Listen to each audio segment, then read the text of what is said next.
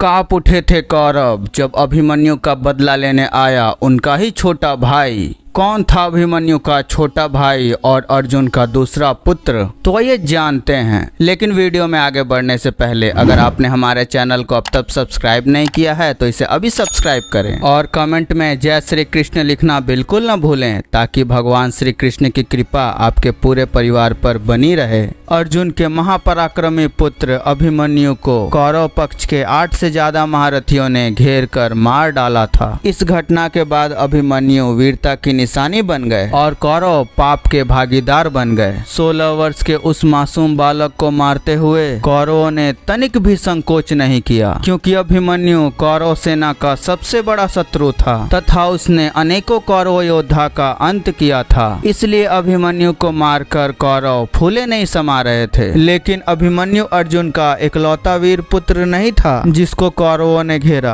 अभिमन्यु के अलावा अर्जुन के दूसरे पुत्र को भी कौरवों ने इसी तरह घेरने की कोशिश की, लेकिन अर्जुन के इस पुत्र ने अभिमन्यु जैसी गलती नहीं की। उसने सभी कौरव योद्धा का मुंह तोड़ जवाब दिया और वो कारनामा कर दिखाया जिसे करने में अभिमन्यु भी असफल रहा था। आखिर कौन था यह अभिमन्यु का वीर भाई और अर्जुन का दूसरा पुत्र? आखिर क्या कारनामा दिखाया इसने महाभारत के युद्ध में और कैसे लिया कौरवों से अपने भाई अभिमन्यु का बदला? जानने के लिए वीडियो में अंत तक बने रहें। अर्जुन का दूसरा पुत्र और अभिमन्यु का भाई इरावन वीरता में अभिमन्यु से किसी भी तरह से कम नहीं था। वह हर तरह की अस्त्र शस्त्र विद्याओं में निपुण था, लेकिन उसकी माया विद्या अन्य सभी योद्धाओं से उसे अलग करती थी। दरअसल इरावन अर्जुन और नाग कन्या उलूपी के पुत्र थे। उलूपी का विवाह अर्जुन से वनवास के दौरान हुआ था और इनसे इरावन का जन्म हुआ।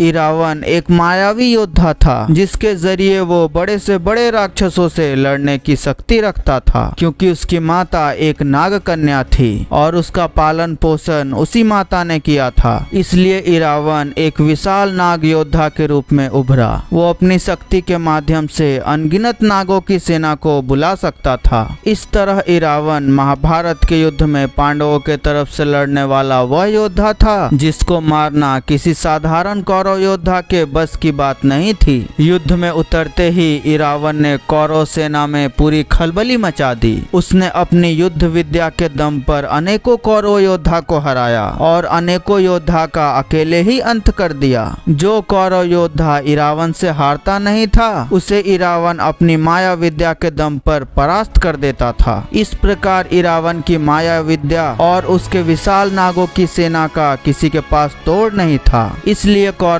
ने अभिमन्यु की तरह ही इरावन को भी घेर कर मारने की योजना बनाई। इरावन के पराक्रम पर लगाम लगाने की योजना स्वयं शकुनी ने बनाई। उसने अपने 6 भाइयों गज, गावक्ष, ऋषभ, आर्जव, शुक्र और चर्ममान के साथ मिलकर अगले दिन के युद्ध में इरावन को मारने की योजना बनाई। अगले दिन का युद्ध शुरू हुआ और शकुनी के 2 भाइयों गज और गवाक्ष ने मिलकर इरावन को चुनौती दे डाली। इरावन ने हंसते हंसते उन दोनों की चुनौती को स्वीकार कर लिया। कुछ देर बाद उन दोनों के बीच एक घमासान युद्ध छिड़ गया। तभी ऋषभ और आर्जव ने इरावन पर पीछे से हमला कर दिया। इसके बाद इरावन घायल होकर जमीन पर गिर गया, लेकिन घायल इरावन ने हार नहीं मानी और तलवार के माध्यम से उन चारों से लड़ता रहा। तभी शुक्र और चर्मान ने युद्ध में दखलंदाजी की और इरावन पर भाले से प्रहार किया। इसके बाद इरावन बुरी तरह घायल हो गया और जमीन पर गिर गया। इसके बाद शकुनी के 6 भाइयों ने इरावन को घेर लिया और इसके बाद वो हुआ जिसके लिए इरावन को जाना जाता है। इरावन ने अपनी माया विद्या का इस्तेमाल किया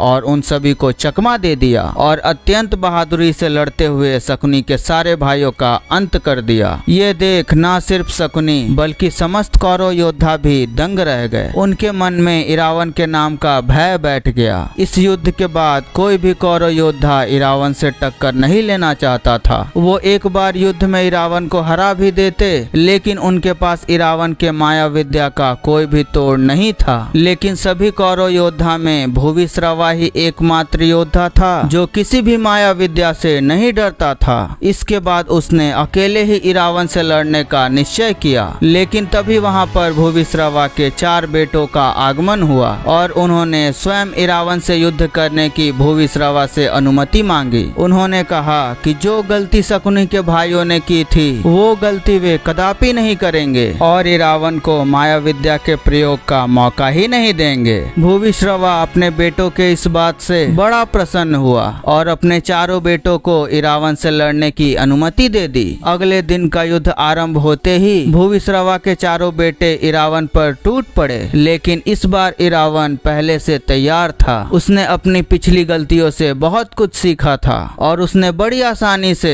भूविश्रवा के 4 बेटों को मौत के घाट उतार दिया। युद्ध खत्म होने के बाद कौरव शिविर में मातम छा गया और भूविश्रवा अपने 4 बेटों की मृत्यु से बौखला उठा। दुर्योधन से भूविश्रवा का दुख देखा नहीं गया और उसने अगले दिन के युद्ध के लिए अपने साले सुदक्षिण को तैयार किया। दुर्योधन की आज्ञा पाकर सुदक्षिण अकेले ही इरावन से भिड़ गया और अंत में वो भी इरावन के हाथों मारा गया। यह देख दुर्योधन भयभीत हो उठा और भागा भागा राक्षस अलम्बुस के पास गया जो पूर्व काल में किए गए बकासुर के वध के कारण भीमसेन का शत्रु बन बैठा था। ऐसे में अलम्बुस इरावन से युद्ध करने के लिए तैयार हो गया। इसके बाद अलम्बुस और इरावन का युद्ध प्रारंभ हुआ। इरावन और अलम्बुस के बीच अनेक प्रकार का माया युद्ध हुआ। अलम्बुस राक्षस का जो अंग कटता वह पुनः सिर सहित उत्पन्न हो जाता।